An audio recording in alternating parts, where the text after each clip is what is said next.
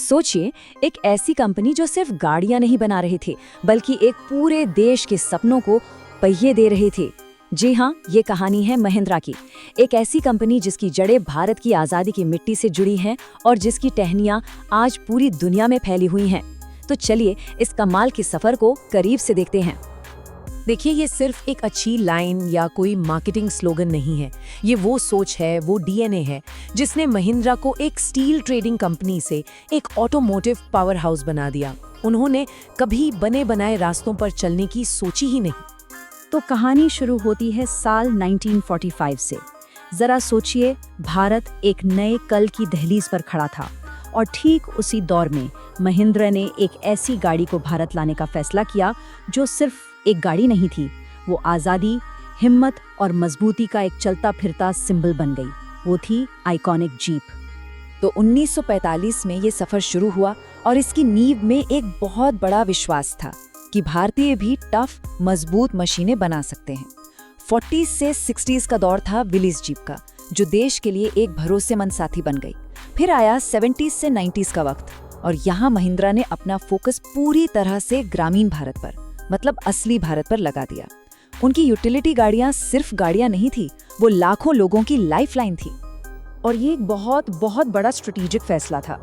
देखिए, उस वक्त जहां ज्यादातर ब्रांड्स शहरों के लिए आरामदायक गाड़ियां बनाने में लगे थे, महिंद्रा ने एक अलग रास्ता चुना। उन्होंने भारत की दिल की आवाज सुनी, गांव और कस्बों की जरूरतें समझी। उन्होंने ऐसी मशीनें बनाई जो सिर्फ आने जाने के काम नहीं आती थीं, बल्कि लाखों लोगों के लिए उनकी रोजी रोटी थी।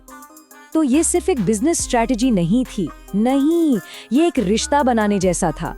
लाखों करोड़ों लोगों के लिए महिंद्रा की गाड़ी गाड़ी नहीं बल्कि घर का एक मेंबर बन गई थी। एक ऐसा भरोसेमंद साथी जो हर उबड़ खाबड़ रास्ते पर साथ खड़ा था। और इसी भरोसे ने, इसी रिश्ते ने इस ब्रांड की नींव को इतना मजबूत बना दिया कि उसे कोई हिला नहीं सका। तो कई दशकों तक महिंद्रा का मतलब था यूटिलिटी, मजबूती, भरोसा। लेकिन फिर कंपनी एक ऐसे मोड़ पर आकर खड़ी हो गई जहां से एक नया रास्ता चुनना था। और वो रास्ता उसने सिर्फ कंपनी को ही नहीं बल्कि इंडिया के पूरे ऑटोमोटिव सीन को हमेशा हमेशा के लिए बदल दिया। वो साल था 2002 और महिंद्रा ने मार्केट में एक ऐसी गाड़ी उतारी जो पूरी तरह से बोल्ड थी, बिल्कुल बेझिझक, अनअपॉलोजेटिक। और सबसे बड़ी बात, ये भारत की अपनी एसयूवी थी। इसका नाम था महिंद्रा स्कॉर्पियो। स्कॉर्पियो ने आते ही मानो सब कुछ बदल दिया। ये एक असली गेम चेंजर थी। इसने ये साबित कर दिया कि एक इंडियन कंपनी भी ऐसी गाड़ी बना सकती है जिसमें पावर हो, जबरदस्त रोड प्रेजेंस हो और जो एक सपना हो। ये सिर्फ एक कामकाज की गाड़ी नहीं थी, ये एक स्टेटस सिंबल बन गई। यहीं से महिंद्रा का सफर यूटिलिटी से एस्पिरेशन की तरफ मुड़ गया। स्कॉर्पियो की जबरदस्त कामयाबी ने महिंद्रा को एक नया कॉन्फिडेंस दिया। अब उनकी नजरें ग्लोबल मार्केट पर थीं। लेकिन एक बड़ा सवाल सामने खड़ा था। सवाल ये कि दुनिया जीतने की इस दौड़ में अपनी जड़ों को, अपनी इंडियन पहचान को कैसे जिंदा रखा जाए। और इस बैलेंस का सबसे बेहतरीन उदाहरण हमें दो गाड़ियों में देखने को मिलता है। एक तरफ थी XUV 500। ये मोनोकॉक चासीस पर बनी थी, मतलब इसमें कार जैसा आराम और मॉडर्न सेफ्टी फीचर्स थे। ये नए मॉडर्न इंडिया की एस्पिरेशंस को दिखाती थी। और दूसरी तरफ थी नई थार, जो अपने ओरिजिनल जीप डीएनए को, उस रफ एंड टफ अंदाज को सलाम करती थी, लेकिन एक एकदम नए मॉडर्न रूप में। ये था ट्रेडिशन और टेक्नोलॉजी का परफेक्ट बैलेंस। फिर आया 2020 का दशक और यहाँ से महिंद्रा ने अपना गेम एक अलग ही लेवल पे पहुंचा दिया। अब तक उन्होंने वो सीक्रेट फॉर्मूला क्रैक कर लिया था, इंजीनियरिंग और इमोशन के बीच का परफेक्ट बैलेंस। अब वो ऐसी गाड़ियां बना रहे थे जिन्हें लोग सिर्फ खरीदना नहीं चाहते थे, बल्कि उनके लिए एक जुनून महसूस करते थे। और इस नई सोच के दो सबसे बड़े उदाहरण थे नई स्कॉर्पियो N और XUV 700। इनकी डिजाइन लैंग्वेज एकदम शार्प थी, इंजन पहले से कहीं ज्यादा पावरफुल थे और सेफ्टी तो वर्ल्ड क्लास थी।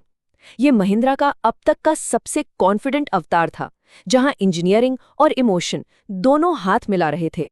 और इस कामयाबी का सबसे बड़ा सबूत, लोगों का दीवानापन। इन गाड़ियों के लिए महीनों बल्कि सालों की वेटिंग चल रही थी। सोचिए, ये किसी भी इंडियन ब्रांड के लिए एक ऐसी कामयाबी थी जिसके बारे में पहले सोचा भी नहीं गया था। ये इस बात का सबूत था कि महिंद्रा ने अब सिर्फ लोगों का भरोसा नहीं बल्कि उनका दिल भी जीत लिया था। लेकिन कहानी यहीं खत्म नहीं होती। आज महिंद्रा एक और बहुत बड़े मोड़ पर खड़ी है और इस बार वो जो सड़क बना रही है वो सीधे इलेक्ट्रिक फ्यूचर की तरफ जाती है। और एक बात साफ है, ये सिर्फ पुरानी गाड़ियों में बैटरी फिट करने जैसा नहीं है, बिल्कुल नहीं।